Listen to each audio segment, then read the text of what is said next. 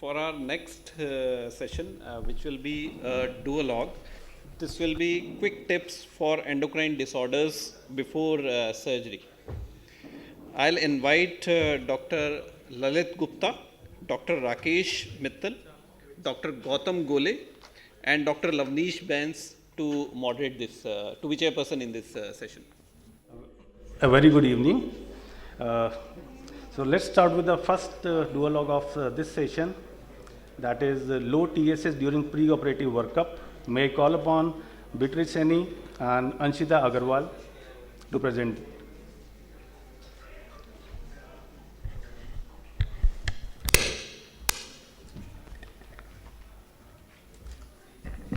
A very good evening to all. I'm Dr. Anshita Agarwal, and today with my friend Beatrice ma'am, I'll be discussing a very common clinical scenario which I believe we come across day in and day out in our clinical practice. I'm sure ma'am would also agree.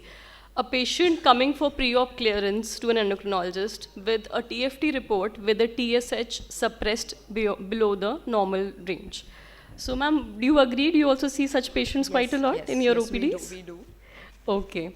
So, first question that arises in my mind, ma'am, I'm sure in the audience's minds as well, why are we so bothered about a low TSH, particularly in a pre-op patient? How does it really make a difference? We know that hyperthyroidism is a state where there is going to be positive chronotropic as well as inotropic effect of the heart. So there is going to be an increase in the heart rate, increase in the cardiac output, and there is also going to be an increase in the peripheral oxygen needs. And induction of anesthesia here might be slow because these are patients with increased BMR. And what we are worried about, especially intra-op, post-op period, is the increased risk of atrial fibrillation which occurs in these patients. It's about 8 to 15%, and this number increases with increasing age. And this is not only for overt hyperthyroidism, even for subclinical hyperthyroidism, these numbers hold true. And of course, patients may have respiratory muscle weakness and decreased lung volume, which for the anesthetist would mean that there's going to be prolonged intubation. And another life-threatening complication that we are really worried about is thyroid storms. So these are the implications of a low TSH in the peri-op period. So can I ask you, Dr. Anshita, what are the special considerations during PAC for these sort of patients? Right, ma'am. So we know that each and every patient who's scheduled for a surgery has to go for a PAC evaluation, right? And there are numerous parameters that the anesthetist would check. So there are certain specific factors that I would be more concerned for if I was in the anesthesiologist's place in a patient with a low TSH. Because I know that when the patient has a low TSH, depending on the etiology, the patient may or may not be having a goiter. In case there is a goiter, which is quite probable in a patient with low TSH, though of course there can be other scenarios as well, but with a goiter, there could be airway compromise. So when there is airway compromise, definitely intubation would be difficult, and that becomes a problem. Having said that, routinely we do not really order specific imaging studies for such patients for looking for goiter. Why is that? Because the previous experience tells us, there is in fact a meta-analysis, a very elegant study of nearly 6,000 patients, wherein it was seen that if the patient had a goiter, actually only tracheal deviation was one factor which was associated with difficult intubation, which could probably be seen clinically as well or even a routine chest X-ray. So the other factors were essentially unrelated to the thyroid status. They were the usual factors like a higher Mallampati score or a short thyromental distance, obesity, a male gender, etc. That is why I would not say that we really need to go for specific imaging studies in these patients, which would probably not be cost effective as well. Yes, ma'am talked about the increased risk of atrial fibrillation in these patients, so definitely a baseline ECG and a 2D echo to look at the cardiac status is warranted. If I talk about thyroidectomy, which is one specific part of surgery, we are talking about all kinds of surgeries wherein general anesthesia would be given. But if I talk about thyroidectomy specifically, then certain specific pre-op investigations like laryngoscopy to look for the vocal cord function, a thyroid ultrasound, of course. And if we are suspecting a substernal goiter, if a patient has, say, a positive Pemberton or has respiratory compromise, then a CT or MRI of the neck and thorax would also be warranted. So, ma'am, the scenario that we've been provided, the patient has a low TSH, right? We do not know about the status of the T3 and T4. So could you tell us how the status of T3 and T4 could change the picture? So for clinical management, we need to classify these patients as subclinical hypothyroidism and overt hypothyroidism. And by subclinical hypothyroidism, I mean somebody with a normal T4, T3, free T4 and a suppressed TSH. And overt is where there's going to be increased T3, T4, free T4 and a suppressed TSH. In subclinical hyperthyroidism, you can generally go ahead with elective or urgent surgeries. You may add a beta blocker, especially if the patient has an increased pulse rate. So atenolol 25 to 50 milligram daily should be given pre-op to older patients, especially more than 50 years. And even in younger patients, you need to consider on starting beta blockers if they have cardiovascular disease, especially atrial arrhythmias, and these may be tapered after recovery. So Dr. Anshita, would you like to tell us what happens in overt hyperthyroidism? How will you manage? Sure, ma'am. So ma'am just told us that subclinical hyperthyroidism is relatively simple, not much of a problem. But what about overt hypothyroidism? Hyperthyroidism. So first of all, what do we mean by overt hyperthyroidism? As ma'am told, if free T3 and free T4 levels are more than the upper limit of normal, we call it, along with the suppressed TSH, it would be overt hyperthyroidism. So now this could be a problem. Specifically, if the patient is coming for the first time as an undiagnosed case of, say, Graves or whatever, toxic MNG with overt hyperthyroidism, or if a patient is a known case of a thyroid disease but on poorly controlled. So such scenario could be a problem because it could precipitate a dreaded complication which ma'am mentioned, that is a thyroid storm. So here we need to tread with caution. If such a patient would come to me planned for an elective surgery, I would be sure to postpone the surgery till there's adequate control of the hyperthyroidism. So at least normal T3 and normal T4 levels should be achieved. If we are going for an elective surgery, of course, the normalization of TSH takes a lot of time, so that would not really be a criteria. But at least free T3 and free T4 levels should be in the normal range if we are planning for an elective surgery where there's no emergency. So this would, depending on the levels of T3, T4 and various other factors, it could take anywhere between 3 to 8 weeks. So that is what is for elective surgery. But what if this patient comes in a acute emergency state? So I'll give you a case scenario here. Great, ma'am. So this is a 35-year-old gentleman who has come to us with an RTA. He's been diagnosed to have fracture right neck of femur, and the orthopedician wants to operate immediately. And this patient also has some background history. So it was found that the patient was a diagnosed case of hyperthyroidism. He had Graves' disease as per the documents shown to us. And he's been on carbimazole for the last 1 year, but he had stopped treatment on his own nearly 2 months back because he was feeling better. But he does complain of tremors and palpitations on and off, but no other significant history like history of weight loss or hyperdefecation or breathlessness. So examination, his heart rate is high, it's 100 beats per minute. BP is fairly okay. There are some tremors, he has grade 2 goiter, and systemic examination is okay. And these are the investigations. His free T3 and free T4 are grossly elevated with a suppressed TSH. So how will you manage this patient, Dr. Anshita?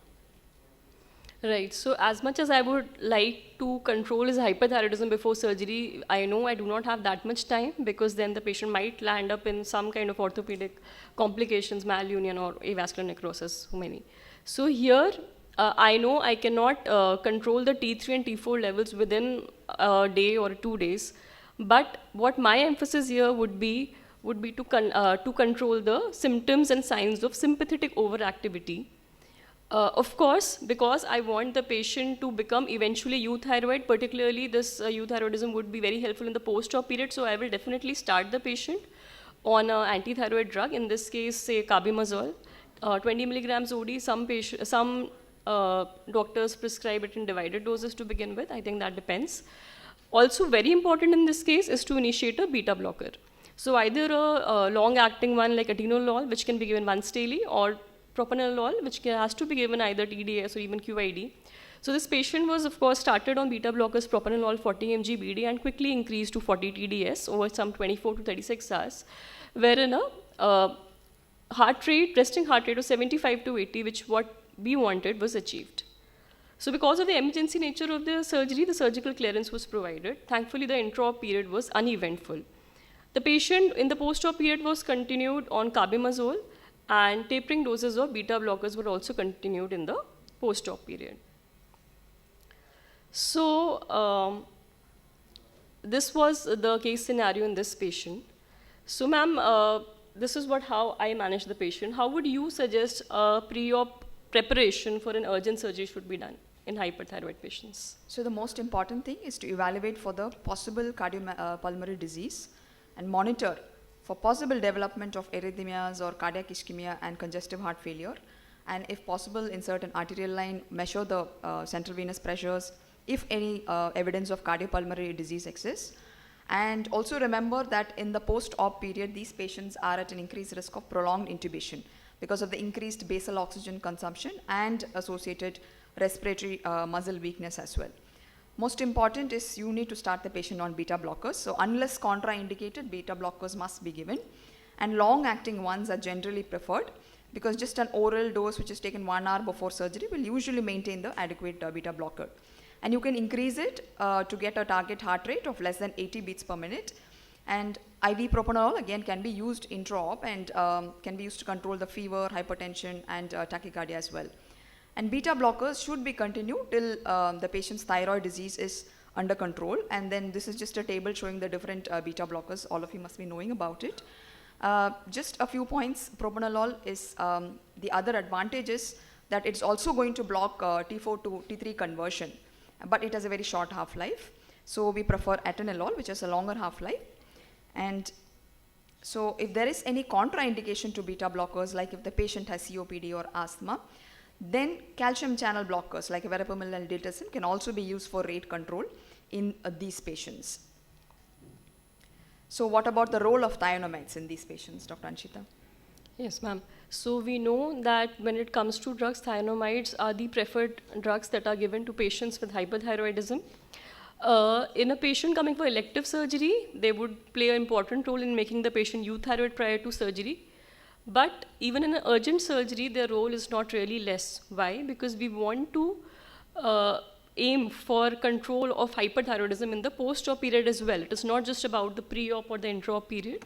So if the hyperthyroidism is due to Graves' disease or toxic adenoma or MNG, then thionomides must be initiated, even if it is an urgent surgery and we don't have much time, with the aim of controlling hyperthyroidism in the post-op period. So they would block the de novo thyroid hormone synthesis, but of course they would not have any effect on the already pre-formed hormone which is released from the gland. So that is why it is not really going to make a great difference in a few days pre-op, but it's the post-op period wherein they would play an important role. So methimazole or carbimazole is generally preferred to PTU, we know, because of its longer duration of action and a better safety profile, particularly lesser risk of hepatotoxicity, which we are most scared with PTU.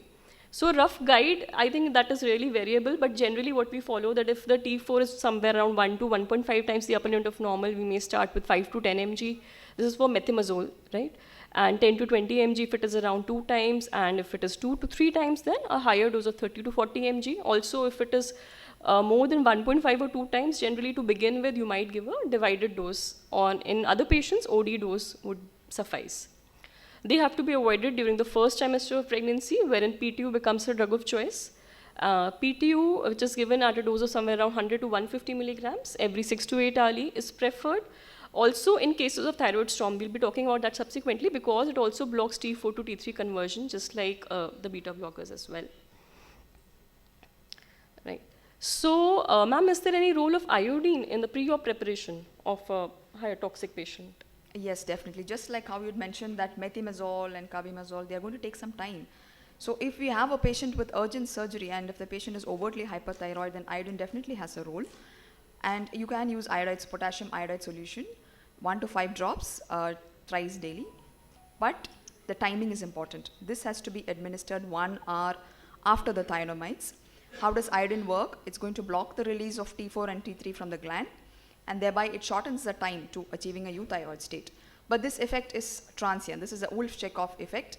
So there is going to be an escape phenomenon. So you have about 10 days to plan your surgery. So you should not be relying on iodine for more than 10 days. But extreme caution needs to be taken when you're going to be giving iodine, because it might add fuel to the fire in the absence of adequate blockade with thionomide. So you don't you don't block the hormone synthesis and you give iodine, it will be counterproductive. The iodine is going to be used up for making more new hormones. So you have to block the synthesis of thyroid hormone first and only then administer the iodine. So should not be used at all in a patient with toxic adenoma and MNG if the patient will be unable to continue the thionomides post-op. So can you tell us something about intra-op thyroid storm? Yes, one of the most dreaded complications for endocrinologists as well as anesthesiologists. It is rare, thankfully, but it is life-threatening, unfortunately. It is usually seen either intra-op during the first 18 hours of surgery. In a patient who has been previously well treated, well blocked with antithyroid drugs, the incidence is very, very low. But in patients who are coming for the first time or poorly controlled, in those patients, this risk would be there. There's another complication which can be seen during general anesthesia that is known as malignant hyperthermia. So actually, many of the clinical signs and symptoms of these two conditions are similar. So sometimes it becomes difficult to differentiate it from malignant hyperthermia, and that can also pose a therapeutic challenge. So how do we suspect thyroid storm? There's this score, I'm sure many of us would probably be aware about it. This is the Birch-Potofsky score. So herein there are various parameters, if I just mention it in short. So we see the temperature, we see the CNS functioning of the patient, whether there is agitation or if there's delirium, psychosis. We also look for GI dysfunction in the form of presence or an absence of diarrhea, vomiting, jaundice. If there is, we see whether or not there is a precipitant to this thyroid storm. And depending on this, this is a score as we can see here, we can calculate. So if the score is greater than 45, then the presence of a thyroid storm is highly likely. If it is somewhere between 25 to 44, it could be impending storm, and less than 25 is usually very unlikely to represent thyroid storm. So now a patient with a thyroid storm and also planned for surgery. So we need to have all kinds of management strategies at hand to manage this patient. So beta blockers, as we talked about previously, thionamides, yes. Apart from that, supportive care, cooling blankets and acetaminophen to control the temperature, hydrocortisone or glucocorticoids because there might be subclinical adrenal insufficiency. Also steroids would also help in blocking the conversion from T4 to T3, which is also helpful. And I mentioned about malignant hyperthermia. So if that is a doubt, if there is a doubt between the diagnosis, the treatment for a malignant hyperthermic crisis is ranitidine, so that might also be given if we are not sure how to differentiate between the two. So this is just the various drugs and the dosages that we are using. As mentioned, iodine also has a role in the treatment of thyroid storm, but definitely we have to give it 1 hour after the drugs because we don't want to add fuel to the fire, right? So this is how we are giving the various drugs for the control of thyroid storm in a pre-op patient. So we talked about the important role of thionamides, but we know, ma'am, that there are various adverse effects associated with it, and sometimes because of these, the patients are very intolerant to these drugs. What can we offer to such patients before a surgery? So it depends on what the underlying cause of hypothyroidism is. So if the patient has a toxic adenoma or a multinodular goiter, you prep the patient with beta blockers alone, because adding iodine here may be counterproductive. If it is a patient with Graves' disease, you can prep with beta blockers plus or minus iodine. Severe hypothyroidism, you treat with beta blockers. You also give glucocorticoids to inhibit the conversion from T4 to T3. You can give bile acid sequestrants like cholestyramine. It reduces the enterohepatic circulation of thyroid hormone. And in patients with Graves' disease, of course, iodine can be given. And very rarely, if you're not able to do the medical management, urgent thyroidectomy may be required prior to non-thyroid surgery. So quickly, Dr. Anshita, can you tell us about the post-op considerations in these patients? Yes. So sometimes there might be a scenario in where the patient might be nilparolal in the post-op period.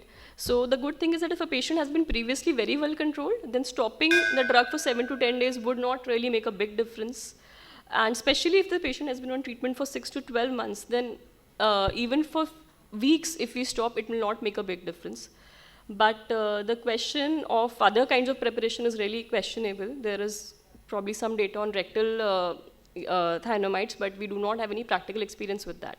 So to summarize, to come to the end of this session, one thing that I just want to mention, if we are talking about thyroidectomy specifically as a surgery, then apart from whatever we talked about, we also should ensure optimal calcium and vitamin D supplementation. Even calcitriol supplementation might be given because we know that there might be a risk of transient to permanent hypopara in these patients or of hungry bone syndrome. So that is one extra tip that I wanted to give.